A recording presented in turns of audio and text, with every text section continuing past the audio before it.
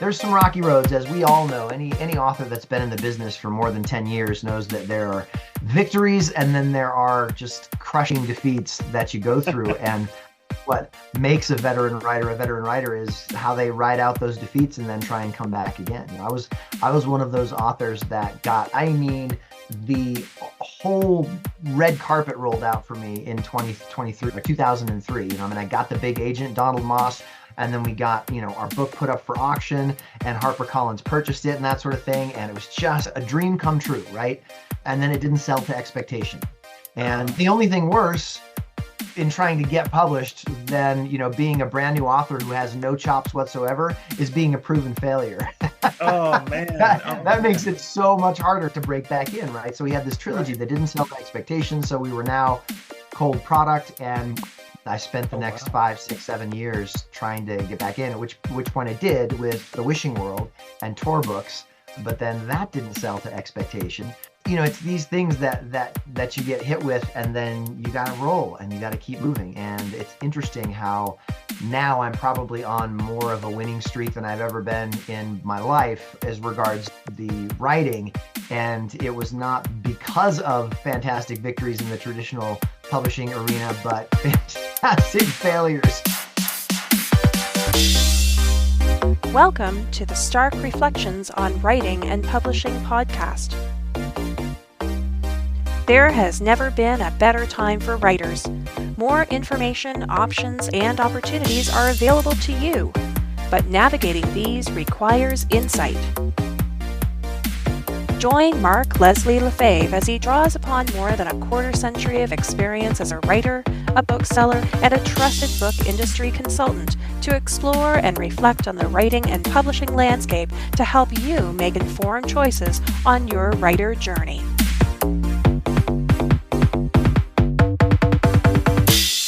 Hello, Reflectives, and welcome to episode 340 of the Stark Reflections podcast. This is your host, Mark Leslie Lefebvre. In today's episode, I have an interview with Todd Fahnestock. Todd is an award-winning #1 best-selling author of fantasy, winner of the New York Public Library's Books for the Teenage Award. He's also the founder of the Eldros Legacy, a multi-author shared world epic fantasy series, 2-time winner of the Colorado Authors League Award for Writing Excellence, and 4-time finalist for the Colorado Book Award. Now, Todd and I talk about his journey through traditional publishing, indie publishing, and the very unique approach he has taken in absolutely killing it with in-person direct bookselling. And that's all coming up later in this episode. But first, let's hear a word from this episode's sponsor. This episode is sponsored by Wide for the Win. Wide for the Win is a community of resources for authors who are looking to publish their books wide. The concept of publishing books wide is basically Amazon exclusivity versus making your digital products available everywhere that books can be sold, including direct selling. Now, you can check out the Wide for Win community, which is popular on Facebook, but even better than Facebook is the Wide for the Win Circle community. Now, Circle is a platform that Wide for the Win is available for, and you can check it out at wideforthewin.com. You just click down to the Circle platform group.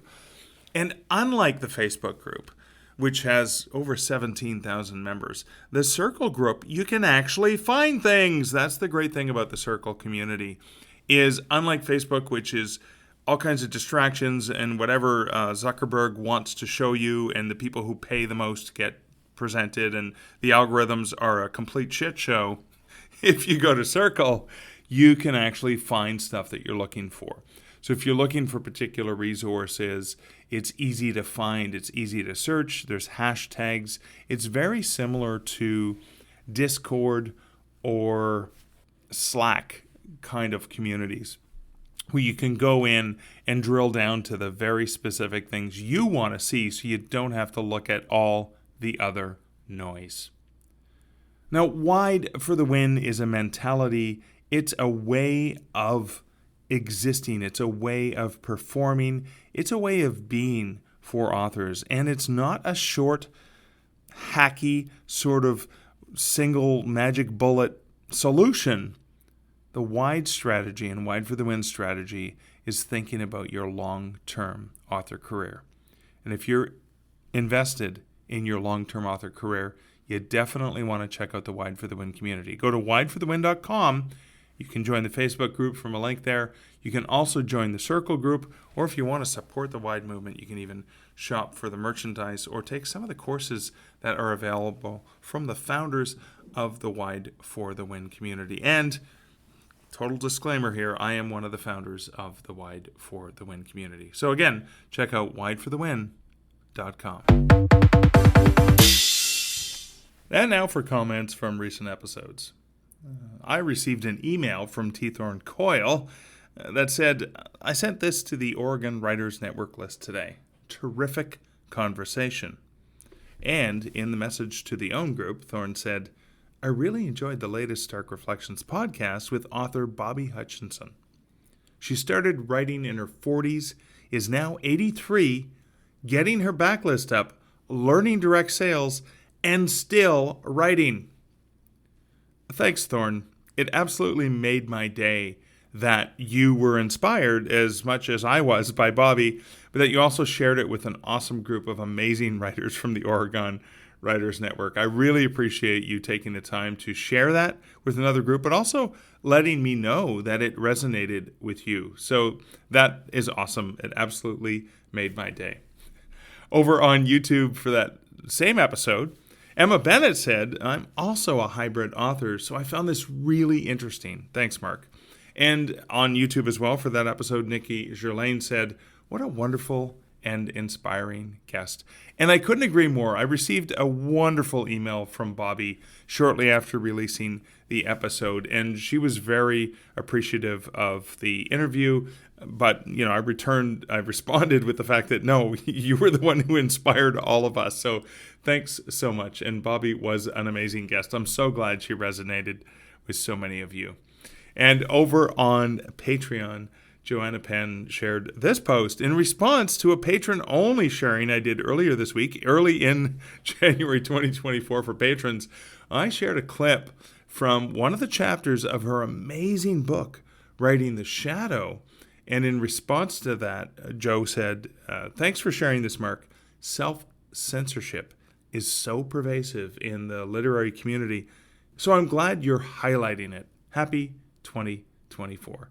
Thanks for that, Joanna. And Joanna, thank you so much for allowing me to share that clip for patrons as well. And just thank you also, of course, to all the awesome patrons who support this podcast over at patreon.com/starkreflections. And thanks to those of you like Thorne who share the podcast with other people, knowing that they're going to find value and inspiration in many of the awesome guests that I have on this podcast. And of course, speaking of awesome guests, coming up in this episode, you are going to hear a really wonderful conversation with Todd Fahnestock. But that's it for comments. Let's hear a little bit of a personal update. I am recording this from a hotel room in Philadelphia. It is evening. It's about 9 p.m. Eastern Standard Time in Philadelphia, Pennsylvania. And I'm here because I'm going to be attending a Bubba Bash, which is the second annual Rush tribute concert in honor of Neil Peart, who was the lyricist and drummer for Rush. Neil died, unfortunately, a few years ago from brain cancer. And this tribute concert will raise funds for that cancer research. It's going to be a pretty amazing event. I know I'm going to be grinning.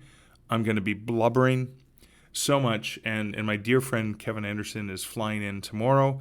I'm picking him up from the airport, him as well as some other Rush folks from the Rush community, and hanging out with them this weekend. And I know we're all going to be laughing and crying so much, just thinking about just the gift of what Neil and Geddy and Alex, the three members of Rush, what they brought to our lives, the inspiration.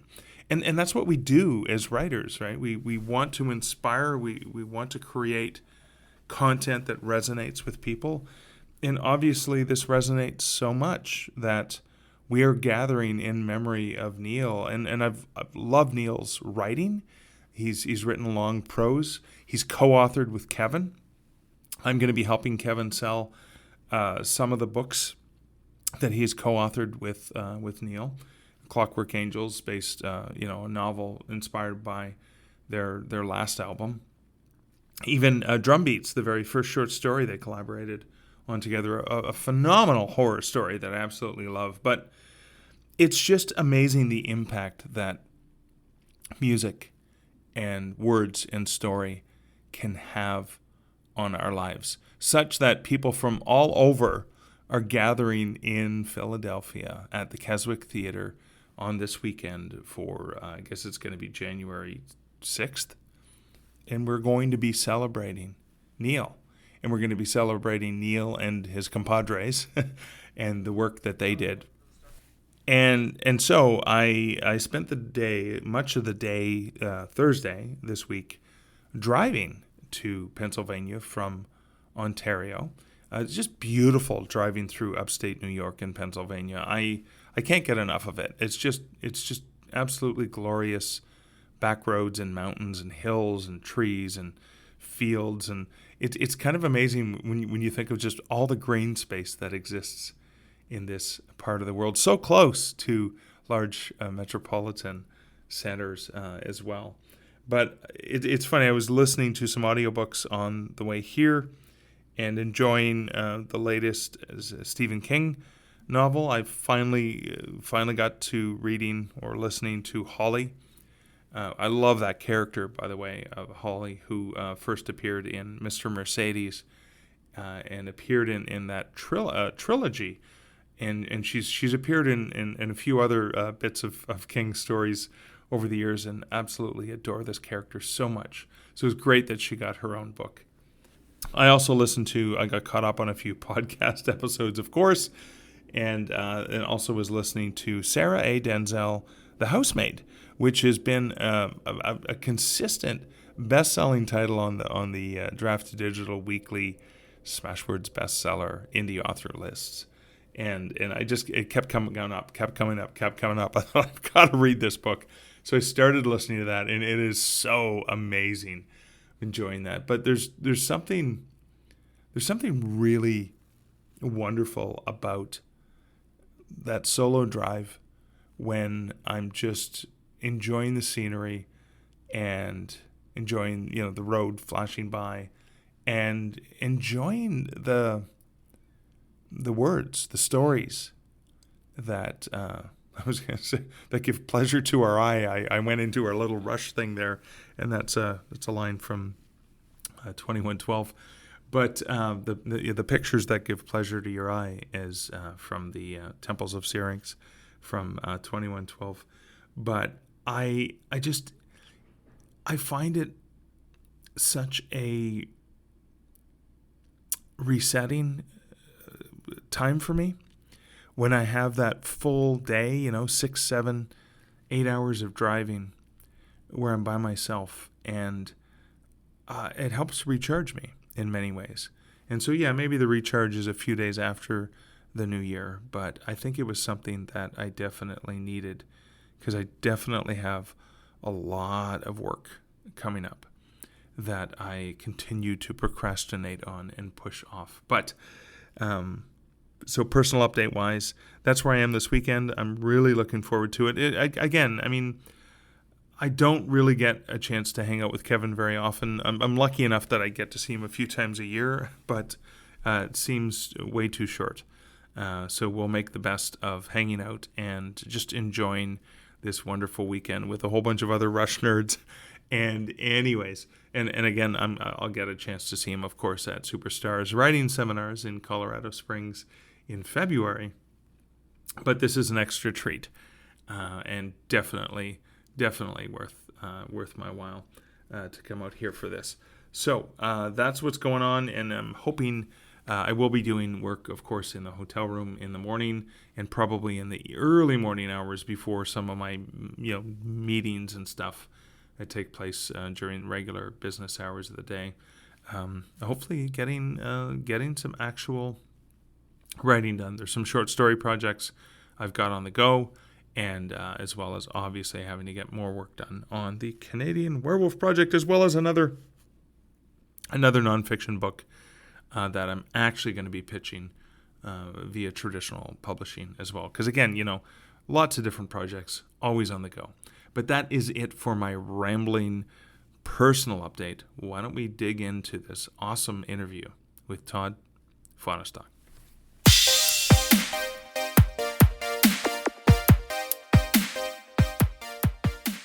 Todd, welcome to the Stark Reflections podcast. Thank you. It's great to be here. Thank you so much for inviting me. Well, I'm so glad we had a chance to chat. I think the last time I saw you in action was at 20 Books Vegas in November 2023.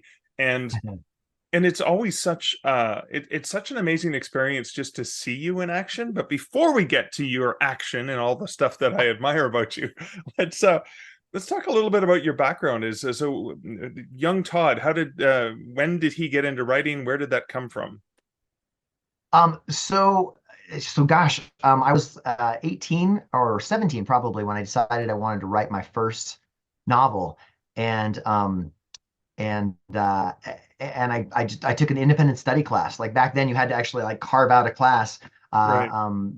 that you had to make up with the counselors to do that. And so I did that, and I wrote, probably, I don't know, 2/3 of, probably the crappiest novel ever written in the history of crappy novels. But I thought it was great, right? So I continued to do it, and I finished it at the end of the summer after I believe it was my senior year, I finished that book. Right. And that was the beginning. I mean, there's a whole lot of stuff in between. I'm sure I could bend your ear for multiple hours talking about all the journeys in between, but that was the beginning, where I was like, I think I want to write a book. And I started. So I was 17 years old, 17, 18. So you said you were senior in high school. So I went to a really small school. We had grade 13, we called it, fifth year of high school. And we had English class because it was just a small school, 300 people. But there were other classes available in the Ontario curriculum, which was creative writing was one of them. Writing. But I had to take it by correspondence, where I had a teacher who was in Toronto, Ontario, and would mail me my homework assignments. So, I mean, this predates the internet. Okay. I'm an older person, but was it the similar thing you talked about? You had to create this into the curriculum. This is something that like independent, you really had to work hard to do, not just in writing the book, right? Yeah. So I knew I wanted to do some creative writing and do this independent study. And essentially I think it was really for students that had proven that they had a certain level of academic responsibility, that they were allowed to create a class for themselves. And it was called IS, Independent Study. And so you could do any number of things. It wasn't just writing a book. You could, go raise a flower garden, or you could, do experiments on physics or whatever it was, but you got to kind of form your curriculum with your advisor and then deliver progress on it throughout the year. It was a year-long thing.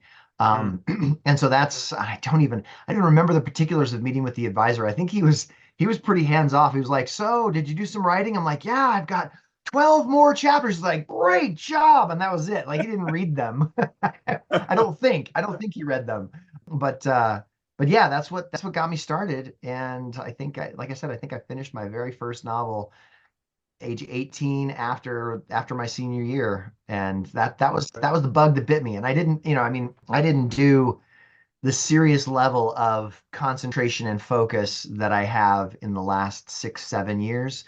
Even after I got published with Harper Collins back in the day, I don't think was anywhere close to being as serious about it as I am now, which there's a part of me that regrets that a little bit. It's like if I had just been as dedicated to doing whatever I needed to do back in 2003 when I first got a big publishing contract, maybe things would have turned out different. There's, I mean, Yeah. there's some rocky roads, as we all know. Any author that's been in the business for more than 10 years knows that there are victories and then there are just crushing defeats that you go through. And what makes a veteran writer is how they ride out those defeats and then try and come back again. I was one of those authors that got, I mean, the whole red carpet rolled out for me in 2023 or 2003. I got the big agent, Donald Maas. You might recognize the name. He was like the big agent at the time to get for fantasy and science fiction. And we got him, me and my writing partner. And then we got, our book put up for auction, and Harper Collins purchased it and that sort of thing. And it was just a dream come true, right? And then it didn't sell to expectation. And the only thing worse in trying to get published than, being a brand new author who has no chops whatsoever is being a proven failure. Oh man. that makes it so much harder to break back in, right? So we had this trilogy Right. that didn't sell to expectations. So we were now cold product. And, I spent the next Wow. 5, 6, 7 years trying to get back in, at which point I did with The Wishing World and tour books. But then that didn't sell to expectation. Oh man. Uh, so, it's just, it's these things that you get hit with, and then you got to roll and you got to keep moving. And it's interesting how now I'm probably on more of a winning streak than I've ever been in my life, Really? as regards the writing. And it was not because of fantastic victories in the traditional publishing arena, but fantastic failures in the Wow. realm of traditional publishing. So, So I want to dig into that a little bit, if that's okay. So with Harper Collins, you and a co-author, you had a trilogy that you launched to big fanfare, and then of yep. course it fizzled and faded. Are those what were the books? Are they still in print? So they're not still in print, but you can probably still get them. They're still floating around out there. It's called the Okay. Heartstone Trilogy, and the Okay. first one is Heir of Autumn, and not air as in like the air you breathe, but like heir to the throne. Right. And then Mistress of Winter, and then Queen of Oblivion. That's the trilogy. And the first one came out, as you said, with big fanfare. It had a hardback, it had a paperback, all that stuff. Wow. The second one came out hardback, paperback, and then the third one they had decided it wasn't working out, and they're like, we'll put out the hardback. There is no paperback for Queen of Oblivion. It's just the hardback because they were contractually obligated to do the Oh, it was hardback. a Not, hardcover. Okay, gotcha. Okay. yep, yep. Well, at least you Um, have the matching set somewhere on a right vanity of the shelf at home, hardcovers, right? yes. Yeah. Okay. Because I know with Canadian author Kelly Armstrong, they released I think it was her first novel with Random House, Bitten, Elena, the Women of the Otherworld series, and it was in hardcover. But then this Stolen, the second one, was trade paperback. So, I mean, now they probably have all the editions, but back then I liked having them all line up on my shelves nicely.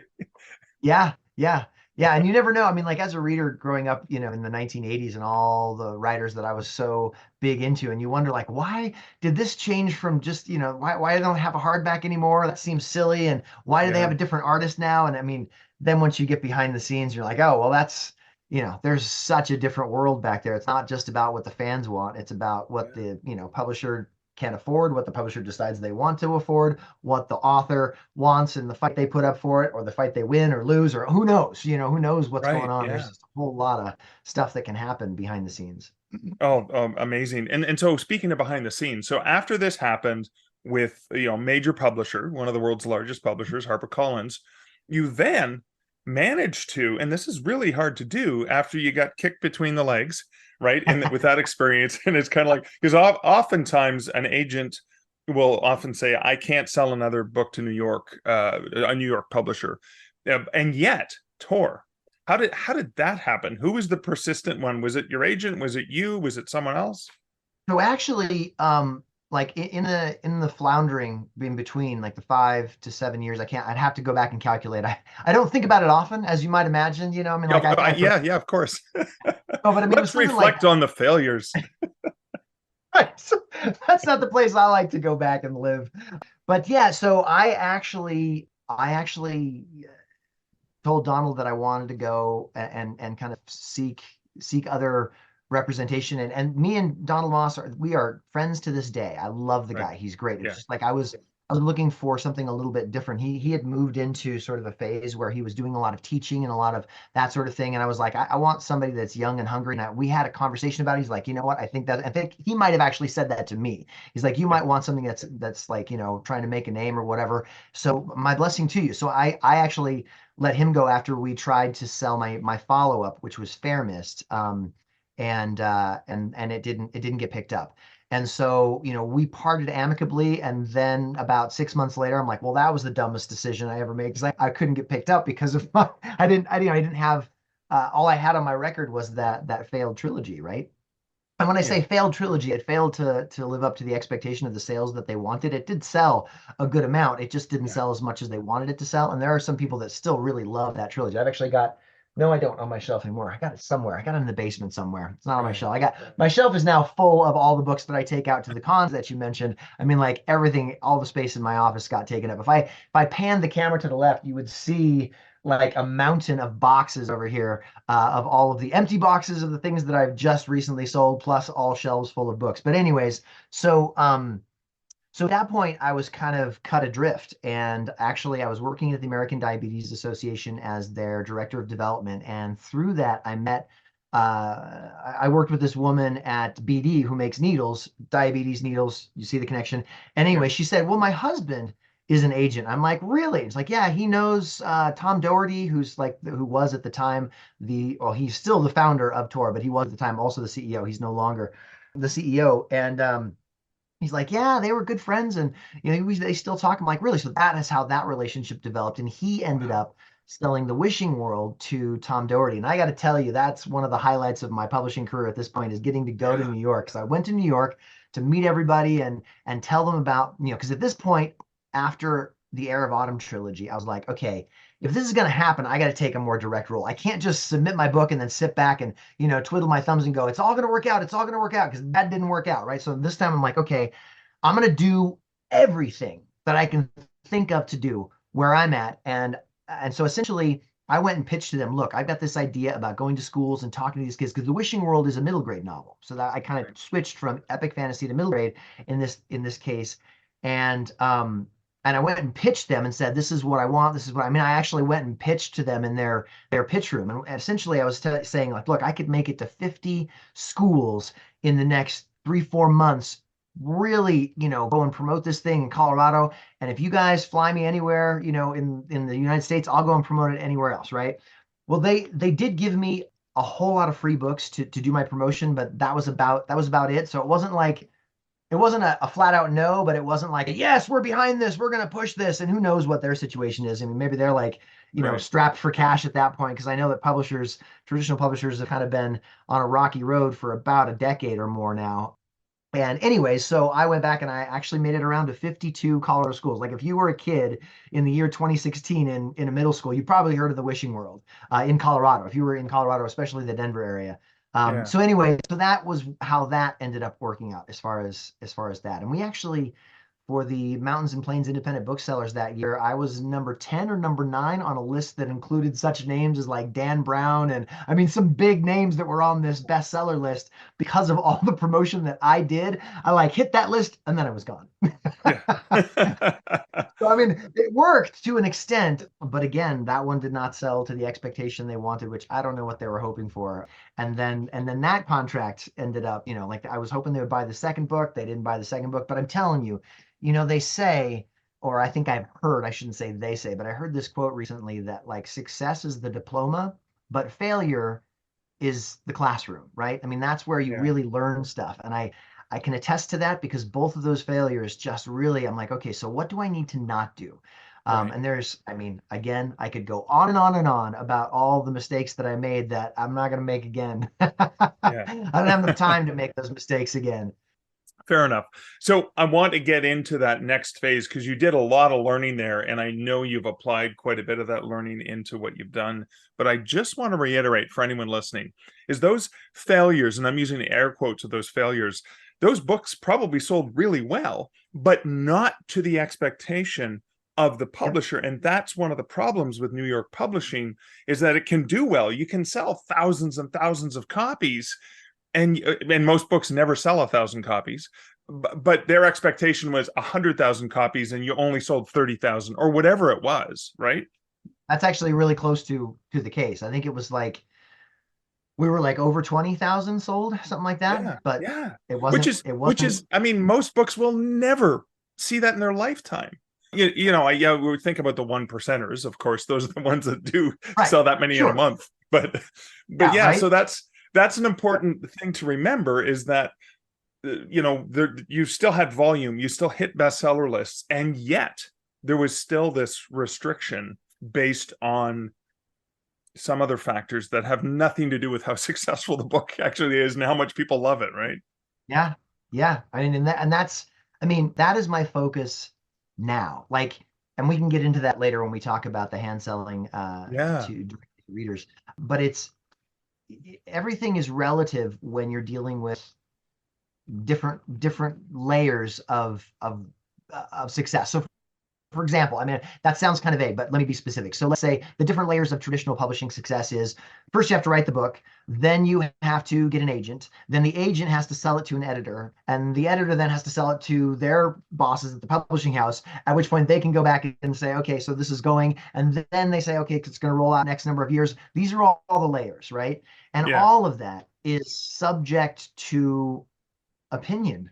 I mean, yeah, like I recently didn't win an award, and I kind of heard behind the scenes that it's like, wow, the way this went was like so Wild West. It was like these people were really into your books and these people were really into their books, and there was just like a mathematical thing because there were a number of judges, and there was this mathematical thing where it was like it could have gone either way and it didn't go your way, and that's why you didn't win them. So it's so subjective is my point. And you could have an agent or an editor having a really bad day when your book comes across their desk, and your book may be better than anything else in there, but ain't nothing going to look good to them that day, right? yeah, Um, yeah, and so, you just never know. You just never know. Or the yeah, person who hates, female protagonists gets your female protagonist book on their desk that day, and that's it. You're out. yeah, As opposed to something else. So I mean, it's so random in so many ways. But what isn't random that I have discovered going and meeting fans face to face over and over and over again is that readers that love what you do love what you do, and they're the ones that you should be talking to, because at the end of the day, they're the only ones that matter.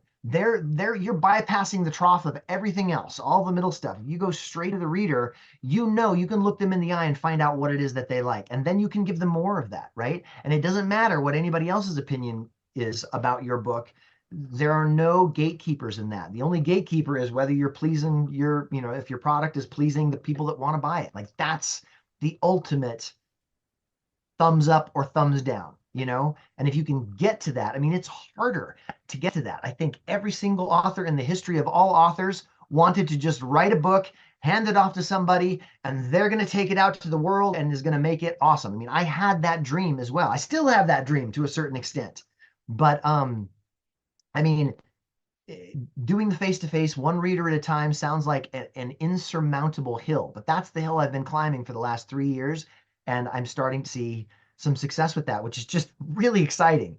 But I also know that like you can't take that away, right? Only I can take that away by putting out a bad product or putting out something that they don't like, these yeah, readers or whatever, or treating my readers poorly or something like that. That's the only way that I can undo that. There's not going to be any moment where somebody in between me and the readers at this point is going to say, yeah, I don't really like that. We're not going to put any effort behind that, yeah, yeah.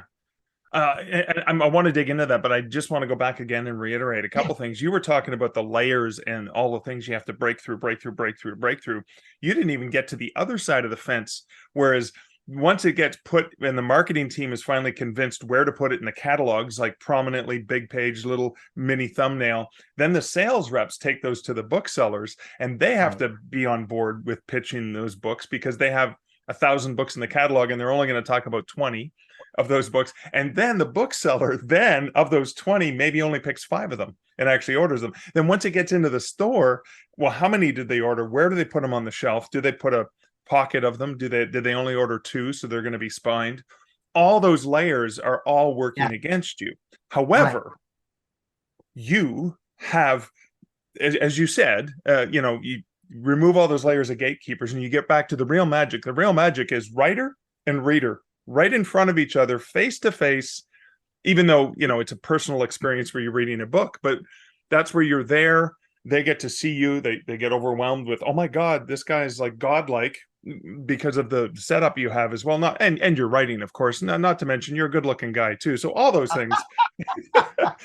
Well, But there's several points that I might dispute, but you go ahead. You just pile it yeah, on. tall, good looking, all these things going on. But you've got this this powerful moment where I mean, your book is creating an experience for the reader, and the right experience for the right reader, but so is your sales presentation, right? Right. Right. Yeah. Yeah. Yeah. I mean, like it's everything. And that was something that I didn't know until I started doing it again and again and again. And that most authors, we sit down, we like want to write a great product, and then that's what we imagine is our job, right? And that was the mistake I made with the first trilogy that failed. If I had gone out and done everything I could to make that succeed, who knows?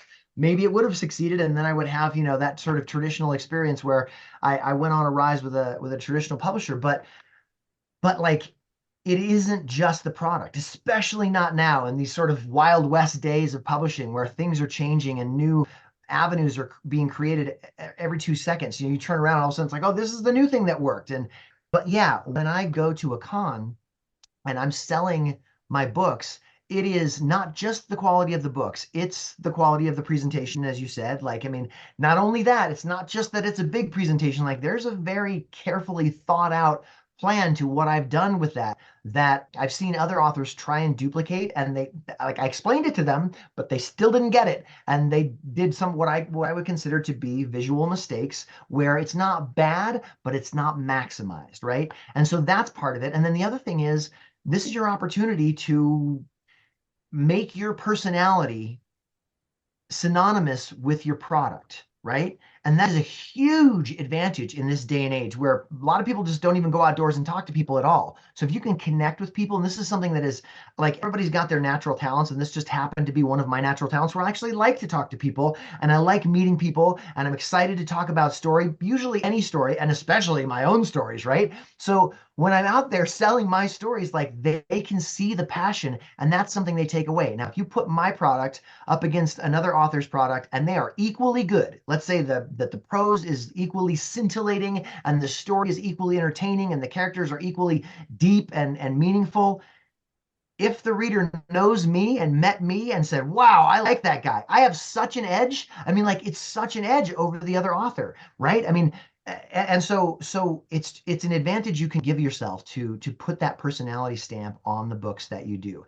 And so I didn't really realize that could be such an opportunity until I started doing it. And I started doing this again because of another failure, and I can talk about that as well. Yeah. So essentially, in 2017, I went full time. My wife was wanting to get out of the house and like essentially use her education to go and make a career for herself. And she had stayed at home, being the stay-at-home parent for the first 7, 8 years, 10 years of the kids' lives. And she's like, now I want to go out into the workforce. I want to make my stamp. And I'm like, boy, you don't have to twist my arm. You're like, I'll come stay home. I'll write books. And so in 2017, I let go of my day jobs and started writing full time. And that was the year. That was like 4 months after the Wishing World had come out, and I was doing all this promoting, and I was expecting in February Wishing World 2 is going to get picked up, and then Wishing World 2 didn't get picked up. And all of a sudden I was like, well, what the heck do I do now? Like, I don't, like, oh my gosh, I got to figure this out, right? And so I was looking at making another book that maybe I could sell to a trad publisher. And that's about when I started hearing about 20 books to 50K and like the rapid release notion and the trying to sell a bunch of ebooks online. That was about when it was starting to get really hot. It started, I think, bubbling in 2015, but around about 2017, some people were being really successful, and I'm talking about the Michael Anderleys, the James Hunters, the, Dakota Krauts, the Craig Martells, these people that were really saying, hey, there's an opportunity here. And they jumped on that wave and just rode it to great success, right? And I was not ready to do that. I was like, oh, I'm going to do this. And I did that. So it was like one of 10 parts that you're supposed to do to be successful. And it didn't work, right? And I tried 3 more parts and that didn't work. And I just wasn't fully in and invested. And so I kind of missed that wave, right? And as I got towards the end of the year, I was just like, what the, like, I had saved up $10,000 to get me through this year just in case I didn't make any money. And my plan was to make like 20, 25,000 that first year, and then 50,000 that second year. And then I didn't get the contract I was hoping to get, and I made $1,400 that first year. It was such a pathetic shortfall from what I had hoped that Right. I'm sitting there in November going around talking to some of my nonprofit cronies going like, so if I were to get back into the nonprofit job market, have you got a job for me? And I just felt so horrible. I'm like, how do I bridge this gap? And just, I mean, like it was that expectations, like you're going to go out, you're going to try this, it's going to suck, and you're going to have to go back to work. That's what you're going to have to do. Those were the demons in the back of my mind. And my wife said something at that point, who she has been just ridiculously supportive of this whole journey. I'm so fortunate because I know not everybody's spouse is ridiculously supportive of their art, right? I mean, I've heard the stories, and she's just like, you know what, Todd, what you need to do is you need to say yes to everything. And remember, at this time, I'm sitting at home writing books, and I'm not doing anything else, right? I'm pretty much writing books because what do you do? If you're a trad publishing author, you're waiting on them to get back to you on your latest manuscript, and there's nothing else to be done, right?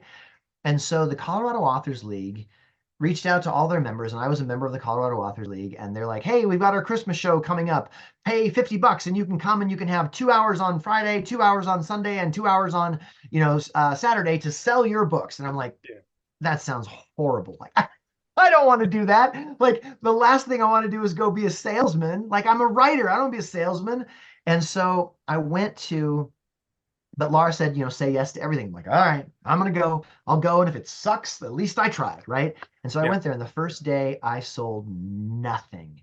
And it was like, I was watching these other authors, and I'm like, okay, how are they doing this? And I watched them and be like, hey, come on over here. We got Colorado authors. It was like a, old time Barker banging his shoe on a table. And I'm just like, I don't want to do that. Like, I don't want to do that. And so I tried it. I was like, at least try it. I tried it. I felt horrible. It was not aligned with my soul. I'm like, you know what? Okay, I'm going to sit here. I'm just going to go with my intuition. I'm going to sit here and just be myself. And if myself doesn't fit with this, then at least I came and I'll know that, right? And so I'm sitting there. Saturday rolls around. I sold nothing on Friday. Saturday rolls around. I just went with a totally new attitude. I'm like, well, all I got to do is sit here, be around Christmassy stuff. I like Christmassy stuff. It's great. It's going to be a great day. I'm not going to sell anything, but I'm going to be here.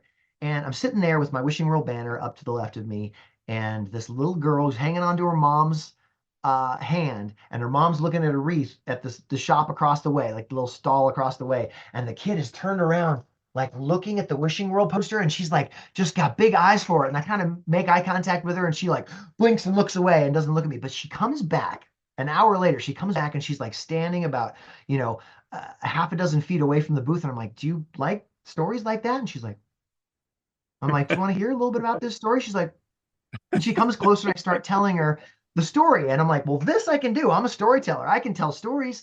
So I started telling her the Wishing World story. By the end of the day, I had a cluster of like 7, 8 kids gathered around for story time. And I sold 33 books by the end of the weekend. And at the end of that weekend, I had people coming up to me saying, how did you do that? That's the most anybody's ever sold at this weekend. The single author has ever sold at this weekend is 33 books. How did you do it? And I'm like, I don't know. Because I didn't want to be here. I didn't sell anything on the first day, right? I hated the concept of it. And then I realized when I made the shift in my mind that it's like, I am a salesman, but I'm not going to go out and be a salesman-y, right? I'm going to go Right. be a story. I am a storyteller. So that I can do. I don't have any moralistic qualms about it. I don't have any fear about it because I know what I can do when I'm telling stories, right? And that was what began the whole thing. The whole thing. And this last year, just so you're aware, I think I hit $48,000 this year selling. So I'm going to call it 50, right? I'm going to call it 50,000. Let's round it up. Yeah. Yeah. Right, let's just round it up. That I hit this last year. That was my second year dream. And this is my 6th year doing this. So it took me a bit longer to hit that. But here's the cool thing. Nobody can take that away from me. You can go drop me in the middle of any market anywhere, and I'm going to sell some books. If I need to go out and make $100, I'll go find a place where there are things, and I'll just, sell some books, right? I mean, like, there's nobody between me and the reader. There's nobody that can say, oh, sorry, you can't do that. Unless the con shuts down or whatever. I mean, these are big events that would have to stop me from doing that. Whereas before, I was just waiting in anticipation for someone to say yes or no to you and make your dreams come true. Well, Yeah. it may have been a lot slower, but I'm the one that's making the dreams come true at this point. One step at a time. And that feels so good because it's Right. like, it's all up to me. And yeah, I've had to work my ass off to get here, right? And I'm going to have to work my ass off next year too. I have no illusions about that. I mean, it is a ton of work, but that little bit of control or extra control is in my hands just feels really, really good. And who knows what's going to pop from that? There could be all kinds of other things that pop from that. There already have been a few, in fact. So I want to dig into this a little bit more. Does that mean that a good percentage of your sales are from those in-person events rather than online orders and digital ebook sales, It's etc.? more than 90% in-person sales. 90% is from those in-person, and you invest a lot of time, energy, and money, not only in the props, the displays. There will be photos of that I will be putting on the starkreflections.ca website so people can check it out. You'll kindly send me a bunch of your better Yes. ones, of course. But you're traveling, right? You're investing in stock. You're keeping the stock, and then you've invested in all of the mechanics of taking money and getting your butt a button chair to write, of course, but then Yep. a feet on the floor to sell your books. Yeah. And I mean, like I said, it is a ton of work. And when I do my class, Conquering the Con, which talks a lot about the logistics and the pitch and all that stuff, I tell people it's not for everybody. It is not for everybody. And you have to decide whether or not it's for you. I mean, like, you have to be able to talk to people. You have to be able to stand all day long. You have to be able to put a freeze-dried smile on your face and make it look real. I mean, like, you have to be able to do these things in order Yeah. to work this. Just like if you're selling online, you have to be able to read algorithms, and you have to be able to, second guess things in that nature. You have to be able to, like, do your spreadsheet and your ad campaigns and know what keywords to use and what keywords not to use and when to run them and when to cut them off. I mean, like, there's details that you have to be good at in order to enjoy doing it this way. But I'm here to tell you it's possible. And I have not run to the top of the mountain yet, but it's a lot Right. higher than I thought I would go with in-person events. I had this moment in 2021. So it was after the pandemic, and people were still slow to get back to sales events and that sort of thing. So I ended up getting a double booth for a single booth price at FanX in Salt Lake City, right? Yeah. And up to that point, I'd had a single booth, and I had more books than I could do, and I'd only sold 14 books that day, which was actually a huge day 2 years before that. But then it was like, oh, it's a dismal failure. It's amazing how that happens, right? Like, Yeah. your huge failures of 2 years, or your huge successes of 2 years ago are huge failures now. And I watched this guy across from me sell like 66 books. I went up and asked him afterwards. I mean, I thought I was pretty hot stuff at that point. And I'm like, you know what? You just put me to shame, dude. Tell me how you do it. And he's like, oh, this is how I do it. And so the next day I ended up getting this double booth because people didn't show up to take their places because of the COVID thing. And so I took this double booth and put out all my stuff, put up my big banner, which I couldn't fit in a 6 foot, but now I have my big banner and a couple of side banners. Anyways, I sold 75 books that day. And the guy came back and was like, so how did you do? I'm like, I sold 75. He's like, wow, way to go. And I was like, how much did you sell? He's like 88. I'm like, you bastard. No, but it was a learning experience. And that was the first moment. Up to that point, it was all marketing. It's like, you know what? If I break even or make a little bit of net, aces. I'm getting more books out into the world. I'm getting more fans, that sort of thing. I'm building the base that is going to become my career. And so if it doesn't pay me a lot, that's okay. But that was the moment when I realized, you know what? If I can make $4,000, $5,000 per con, this is a legitimate, like, I can make a legitimate net here, right? Right. And so that then became my goal in 2021. And that was, I think that year at FanX, I made like maybe 2,600, something like that. So it was just a dream at the time. Well, I'm here to tell you, this past year, I hit not only one $5,000 con, but three. So it's now building, right? And these are places that I've been to multiple times. I've got a fan base there. They come to show up.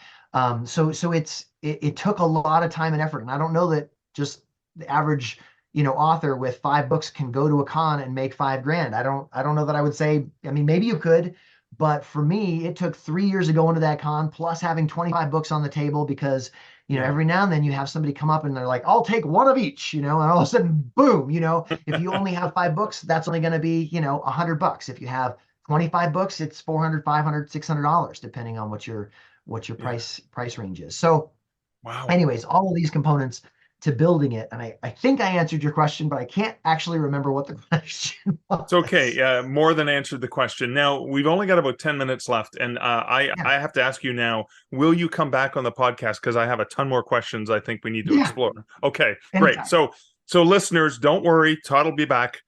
But a couple questions that first come to mind. Now, the first one is so one of the things I've witnessed myself is an author who only has one book. Think about that little girl and the kids gather around while you were the storyteller extraordinaire, and they were all like wide-eyed and wanting to buy the book. Yeah. Sometimes it's really easy when there's one product and that's all you have because you're just in it. I'm in a boat where I have lots of products and you have lots of products. Now, obviously there's series and stuff that kind of sells itself. What story do you start with? Like, is it always go back to book one, and is it always the same? But you have multiple universes, right? Yeah, sure. So I've got let's see, 1, 2, 3, 4, 5 different series that I've got going on right now. Right. And I always talk about book one. Like I never talk about book 3 of Wildmane or the Threadweaver series, or book 2 of the Whisper Prince series, or book 2 of the Tower of the Four or Wishing World. Like I don't do that.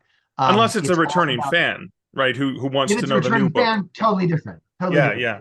If they're a returning fan, that's a sale, and I don't really have to pitch that much. They already know. They've got 2 books worth of pitches. If let's say Eldros Legacy, they got Kyvan and they got Laurel and they came back for Ren. There's no pitching that's going on there. They came back because they're already hooked, and that's ideally that would be. I mean, that's what I'm shooting for. That someday I'll go to a con and I'll have a line, around the block because they're all waiting for the next book. That's the ideal, right? I mean, the hitters that you hear about, like that's the dream, is that people are waiting for you. They're waiting for your product to come in. And I'm not there yet. I do have some that come back, but it's not a line around the block yet. Yeah, I love that attitude. All right. Well, the other thing I wanted to get into is you mentioned briefly the Eldros Legacy, and you've got book 5. Is it out now, or is it coming out soon? So book 4 is coming out in February. Book 5 is coming out in July, and that is of Legacy of Shadows, which is my arm of the Eldros Legacy. Now, just let me give a little bit of background on the Eldros Legacy. Eldros Legacy was founded by Marie Whitaker, Mark Stallings, and Quincy J. Allen. Oh my gosh, Quincy's going to kill me for that. Anyways, so we all came together and we essentially created this world where they're writing on a different continent. Like there are 5 continents. Each one of us owns a continent, and then there's the continent of mystery, Lathranon, right? Which is nobody's continent, right? And so we each have a group of sort of D&D style heroes, this party that has to come together because the War of the Giants is coming, right? Right. If you want, I could give you the pitch for it, like the actual pitch that I do. I'd love to hear that. Yeah. All right. So I'm going to need a visual aid here. Let me go grab here it is. Hang on just a second.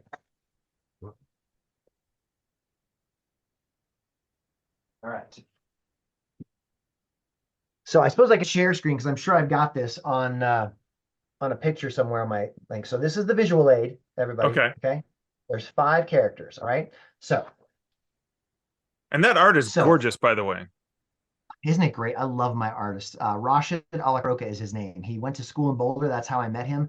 He lives in Kuwait. He's Kuwaiti, and he's just so amazing. I keep calling him the next Rosetta. He's there's a lot of places that he's been putting his art up, and it just keeps getting better. The guy, there is no perfect. And I say, this painting is perfect. He's like, nah, it's not perfect, but I did the best I could. So he's constantly learning, which is a great attitude to have if you want to become one of the all-time greats. Anyway, so thank you for that, and I will pass that on to him. So Eldros Legacy starts with Kyvan the Unkillable. That's the first book, and it centers around these 5 misfits who have all come together to stop the end of the world. Why? Because the giants are coming back. Now, 2,000 years ago in the world of Eldros, everything was ruled by these 15-foot tall, highly intelligent, highly magical giants. Not any of your tall as a mountain, dumb as rock giants here. These are like next level species, right? So all of the other mortal races, humans, dwarves, elves, luminants, shadowvar, brightlings, all of them were servants to this one powerful race of giants. Then there was a revolution. The war was long, it was bloody, and the mortal races almost died out. But in the end, they prevailed. And 50% of the giants were killed, 50% of the giants fled and magically vanished. Now, 2,000 years later, we humans, we dwarves, we elves, we've all feathered our nests throughout the continent, right? We have kingdoms galore, right? And sometimes we squabble amongst each other, sometimes we don't. Long story short, we rule the roost, and we have completely forgotten about the giants. But they have not forgotten about us. And in the shadows, they have built an army, and they're about to unleash it upon us. And when they do, the only thing standing between them and absolute victory is this group of heroes that I've shown you, led by a man who just might be unkillable. That's the Eldros Legacy pitch that I use at the cons. So, oh, wow. So you've each taken one of the characters from the five, or how, is that how no, it's worked? so that five, those are my five characters, and then Oh, Quincy has those his. are just your five. This isn't even. Oh, wow. Yes. Yeah. So, Okay. and they've got their, and this is my set of giants on Noxanon, my continent. And then on their continent, there are other giants doing other things. Like in Quincy's, for example, one of the giants has become this sort of local goddess, and there's a cult that follows her that are murdering, nobles and things like that. And his character is sent out to find out who killed this noble, and he gets embroiled in this whole thing with this cult that leads to this notion that's like, oh my gosh, this cult is following this goddess, except she's not really a goddess, she's a giant, and they're coming back. Like that's his Right. story. And Marie's is different yet, and Mark's is different yet. And so essentially at some point after the 5 books, after each of us kind of reach 5 books, there will be this crossover. That's Right. that's the plan, right? Is that there's going to be big things happening, and we're all going to kind of cross over our characters, and there'll be this big throw the ring into Mount Doom thing where we put down the giants once and for all. Oh my God, that's amazing. So I am curious about that because there's a benefit in working with other authors, because when they read your books and then they're waiting for book 4 right now, for example, they may go and see what's going on the other island that someone else is writing. So you have that. That meant that you created art for everyone, right? That you're all sharing a very similar look and feel, like Dragonlance-y kind of, Yep. stuff. Yep. But do you each independently publish those books using those parameters? Yes. So the way the structure of Eldros Legacy is right now is that I own Noxanon, Marie owns Pyronon, Mark owns Draconon, and then Quincy owns Daemonon, right?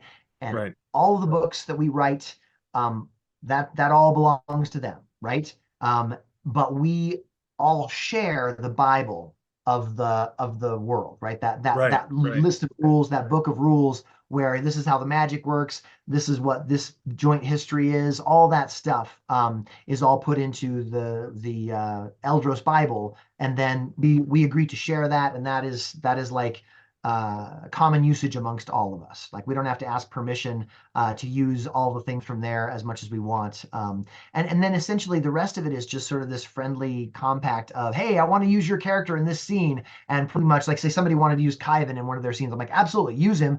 Then let me review it and make sure Khyven sounds like Khyven. So I actually, Kendra Merritt is one of the cohort authors, not one of the founders, but one of the cohort authors that writes under Noxanon. And she did some scenes with those characters and then let me go in and kind of brush up the dialogue and do it the way that I would see it. And then she published it that way. So like there's a little bit of Kendra's novel that is, just the barest hint of my writing in it. And then vice versa when I use her characters. That's sort of, we just sort of ask each other if we can use these things, and then we just sort of, play within their desired rules. It's really cool. I mean, it's this really flexible kind of rule. In fact, here's another thing that happened.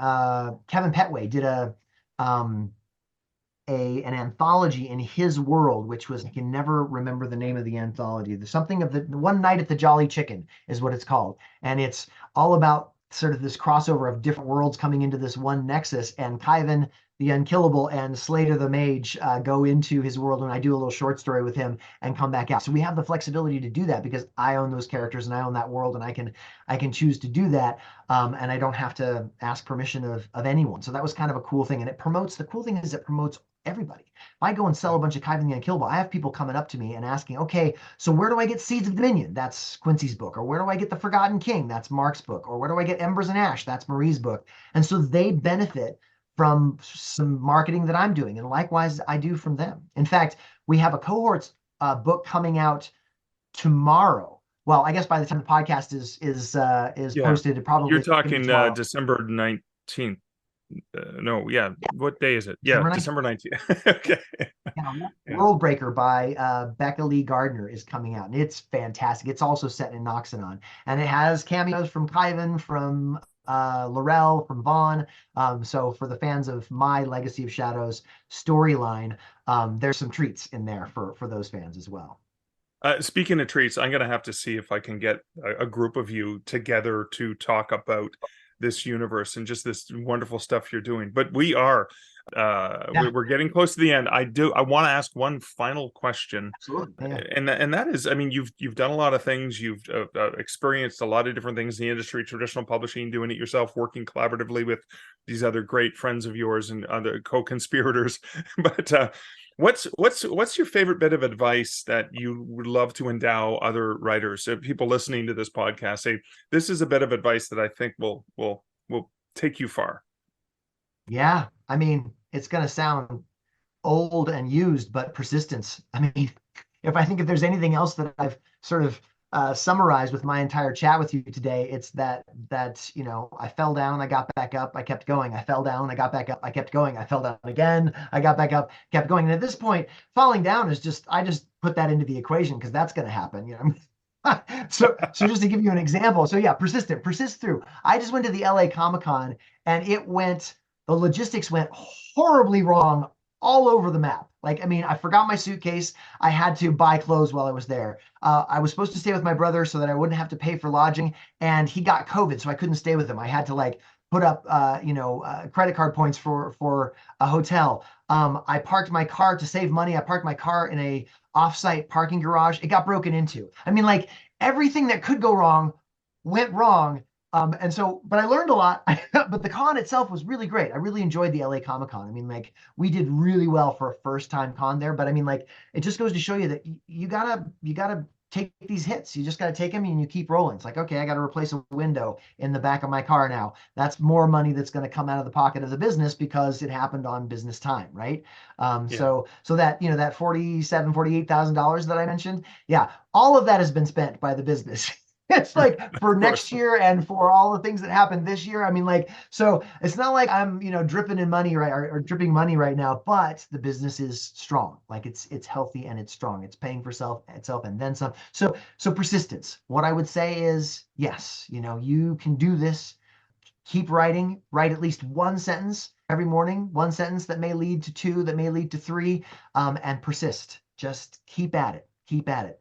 Jim Butcher had a great quote about this where he said, getting to the point where you're successful is like a water pump, and you're pumping the handle of the water pump, and it takes a long time to get that up from the ground, and you're just pumping and pumping and pumping. And right about the time where you're like, oh my gosh, this is never going to yield any water at all, is about the time that you need to go, okay, 10 more pumps, and then it finally starts to trickle out, right? But a lot of people will give up after 50 pumps when it takes 150. Or I would hate to imagine the people that give up at 149 pumps when it takes 150 pumps, and they finally just like, forget it.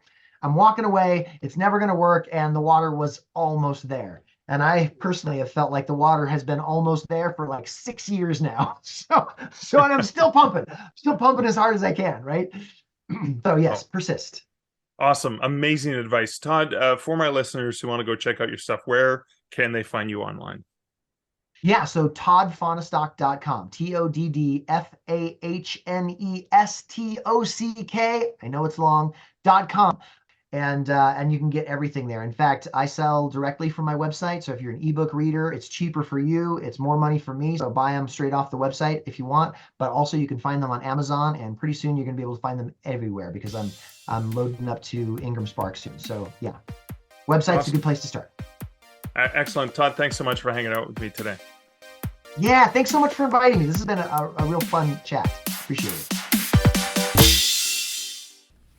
So many things to unpack and reflect on from this interview. The first of the very few that I'm going to pick are how the initial Harper Collins trilogy wasn't a total flop.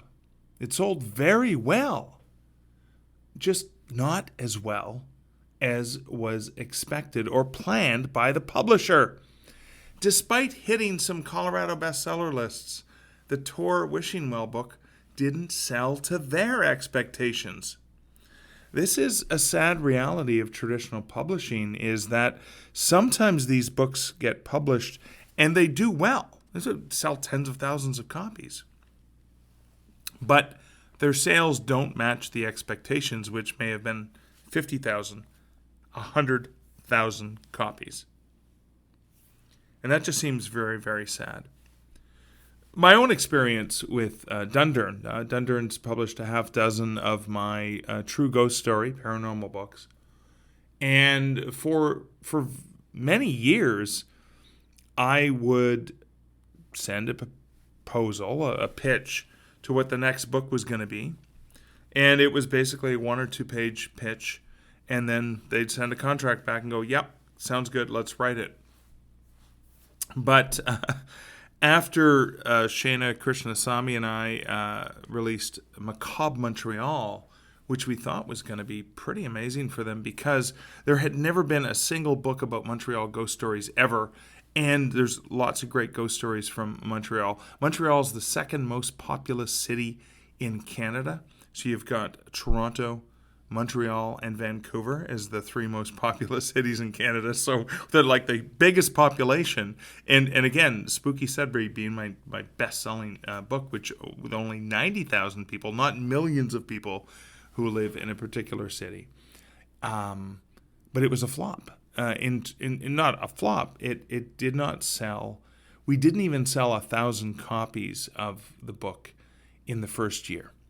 And that was completely, I sold more than 1,000 copies of the Sudbury book in the first 3 weeks of the book's release, thanks to the sales reps at Dundurn getting my book in a Costco. And of course, I was able to get into a Costco and sit there in front of one of my skids one afternoon and sign copies just before Christmas. So, those things you can't always control. But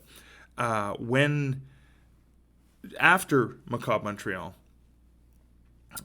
when I pitched the next book that I wanted to write for Dundurn, the response was, let's see how Macabre Montreal does. And I think that was about 6 months after that book had come out. And so because it had not sold in the first month the way that the other books had sold in the first month, they saw it as a flop. Now, I think that book took 3 years to earn out its advance. It eventually did earn out its advance, but it's so fickle how this part of the industry works. And that's different with indie authors. So Todd had that experience twice, where he did actually pretty damn good. All things considered, he did pretty friggin' amazing with Harper Collins and with Tor, and yet it still wasn't enough because of the way that they measure things in the industry. But the reminder here, this is there's a lot to unpack there when you think about just the fickle nature and the nuances of what they're measuring and how they measure success, is that the big reminder here is that, and Todd said this, readers are the only ones that matter. It's the readers that matter, not those arbitrary numbers depending on whatever that business model is. And that's where indie authors have a huge advantage, is that direct relationship with readers, which, again, Todd does such a brilliant job of illustrating. Embrace your power as a storyteller. And that's really your marketing, especially when you're there in person, sharing the stories. You saw him, and that was one of the reasons I wanted him to do the pitch for the Eldros Legacy, was so you can hear him and hear the passion in his voice as he shares this phenomenal universe that he works with several other authors in. But that he gets right into storyteller mode. Like, automatically the switch turns and he is there and he is passionate and he is all about that. And that's what we need to do as authors. And I know it's hard because, again, I have difficulty doing that. But when you're excited about the story and you focus on the story, not the selling the book, but the story and the passion that you have for the tale, that's where the true magic can happen with that selling. And then again, just that other tip for when you're doing the in-person selling, Todd's approach, and I asked him very specifically because I have so many different books. One of my challenges, of course, is I don't just have a urban fantasy series of 6 books, more coming, but I also have nonfiction paranormal ghost stories. I have books for writers. I have horror story collections. I have standalone thrillers, stuff like that. So it's a little bit of a challenge because I have to figure out, well, what kind of stuff do you like? And then I'll get into the story. But his approach with talking about book 1 at the in-person author event. So, tell me about your books. Well, you always start with book 1, obviously, because that could lead to the sales all the way down. And what I was reflecting on when he was talking about that was, it's not all that different than what authors do online in their first free in series, which does work, making that first book free or 99 cents or something like that to entice people to get into that book 1. So you put all your marketing effort, or the majority of your marketing effort, on the first book in the series. And if you, as the author, have done your work in creating a compelling story and universe and characters and setting and all those things that you draw the reader in, if you've done your work there, pushing all the marketing effort to that book 1 will help carry them through to the rest of the series. So just a few things that I wanted to reflect on from the awesome conversation with Todd. As mentioned, I will try to have Todd and several of his the other authors in the Eldros Legacy come in and talk on an episode of the podcast, because I think it'd be very interesting to talk about that very unique kind of collaboration. I love the different ways that authors collaborate. So I'd love to hear your reflections on what you thought about this episode, things that it made you think about or want to focus on or learn, or things that you pulled from the interview. You can share those, of course, over at starkreflections.ca, over on YouTube. You can email me, etc., because I do love to hear the things that you're learning, that you're getting from this podcast, because that reminds me that we're all in this together, aren't we? So that is it for episode 340. Thank you so much for joining me today, letting me bend your ear again. Until next week and next episode, this is Mark Leslie Lefebvre wishing you great writing and good Stark Reflections. Thank you for listening to the Stark Reflections podcast. You can find show notes for each episode at starkreflections.ca.